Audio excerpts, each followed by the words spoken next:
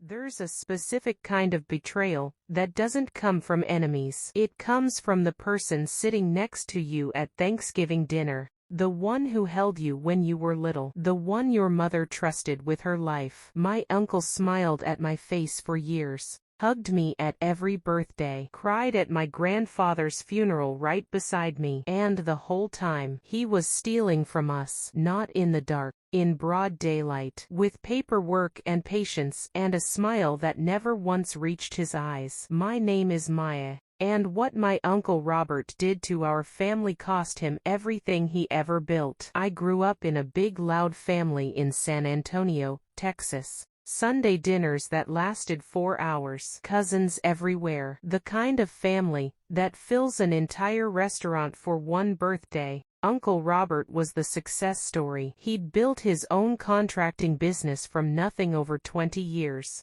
To us he was proof that hard work paid off. The one everyone pointed to when they needed to believe. And to me personally, he was more than an uncle. He was the man who slipped me $20 when my mom wasn't looking. Who gave the toast at my grandmother's 80th birthday that made every single person cry. I loved him the way you love someone who feels completely safe. That kind of love makes you blind. I know that now. My grandfather passed away when I was 26. Grandpa Eddie, the kind of man who fixed things instead of replacing them, who kept every birthday card anyone ever sent him in a showbox in his closet. He left behind a house and a small piece of commercial land outside San Antonio. He bought that land decades ago, when the area was mostly scrubland. By the time he passed, developers were circling it like it was gold. Because it was. In his will he left the land jointly to me and my mother.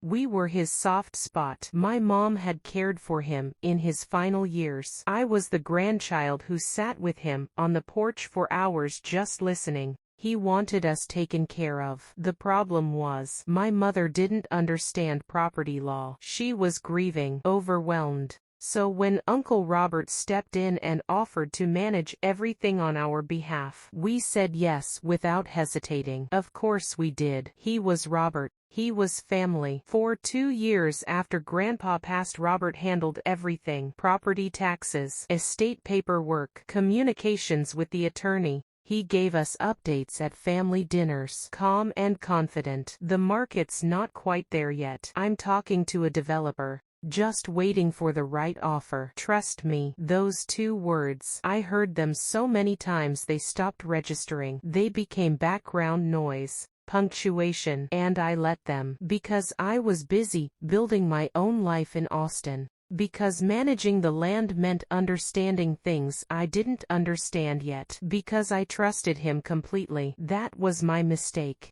The moment everything shifted happened at Easter dinner. Robert's wife Cheryl was sitting next to me. Warm woman, no filter. She mentioned offhand that Robert had been stressed about some project. Then she said, I told him, Robert, you already made your money on the San Antonio land deal. I went completely still. What San Antonio land deal? I asked. She looked at me, and I watched something cross her face. The specific look of someone who just said something they absolutely should not have. She changed the subject immediately, started talking about the food, but I stayed right where I was, smiling on the outside, completely unraveling on the inside. I drove home to Austin that night, sat in my car in the parking lot for 40 minutes, just breathing. Property records in Texas are public. Anyone can pull them. I found Grandpa Eddie's land in the system within minutes, and my stomach dropped. It was sold 14 months ago to a development company in Houston for significantly more than Robert had ever once mentioned as a possible value. The deed listed the seller as an LLC. I wrote down the name. I looked it up. Robert was the registered agent. He had created a company, transferred our land into it through paperwork I had never seen, sold it, and kept every single dollar. For over a year after he did it, he sat at our family dinners, hugged my mother, cried with us at Grandpa Eddie's grave on the anniversary, and said absolutely nothing. I sat in the dark that night for a long time, not crying, not panicking, just deciding. There was a Sunday in October, cool and quiet for San Antonio. I drove down from Austin and took my mom to her favorite Mexican place. The one with handmade tortillas and horchata that tastes like someone's grandmother made it. We ate. We talked about normal things. And then I put down my fork and told her everything. I watched her face change in real time. Confusion first, then the slow painful understanding. Then something collapsed behind her eyes. 60 years of a story about who her brother was rewriting itself right there at the table. She looked out the window for a long time. Then she said softly, "He cried at Dada's funeral, Mae." "I know, Mom." "He gave the eulogy." "I know." She put her hands flat on the table. "Look at me. What do we do?" "That's my mother. Quietly the strongest person I have ever known." We filed the civil suit in November. Probate fraud, breach of fiduciary duty, forgery. When the papers were served, Robert called my mother first. She didn't answer. He called me. I didn't answer. He started calling other family members. And that is when everything fractured. Because our family had to choose sides. And nothing breaks a family like that moment. Some stood with us immediately. Some stood with him. Said it had to be a misunderstanding. Said I was too young to understand estate law. That part hurt. I won't pretend it didn't. But the evidence was solid. The LLC records, the forged transfer documents, the timeline. It all pointed in one direction. His direction.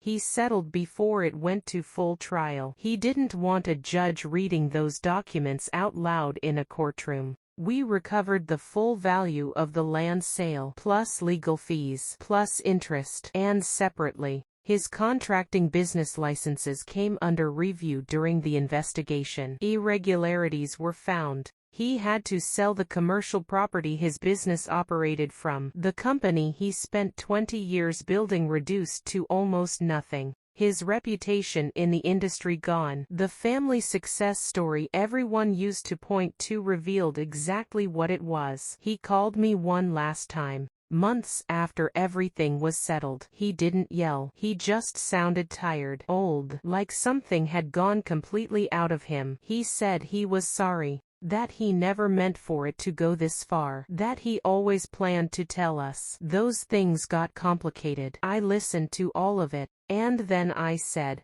"Uncle Robert, Grandpa Eddie didn't just leave us land. He left us to you. He trusted you with us. And you chose yourself." I hung up. My mom and I used the settlement to buy a small piece of land together. Outside San Antonio. Old oak trees. Good soil. We go out there on weekends sometimes. Lawn chairs, coffee, tortillas from the place with the handmade ones. We talk about Grandpa Eddie, his brisket, the showbox of birthday cards, how much he would have loved this oak tree right here. If you are carrying something someone did to you, something quiet and heavy you have been swallowing too long, document everything. Know your rights. And remember, you don't have to burn louder than they hurt you. You just have to burn longer. If this story hit you today, hit that like button. It helps more people find these stories when they need them. Subscribe to BSW if you haven't yet. Every few days we bring you real stories of betrayal, justice, and people finding their way back. And turn on your notifications, because the next story is one that will make your jaw drop. I'll see you there. This was Maya's story, and now it belongs to all of us.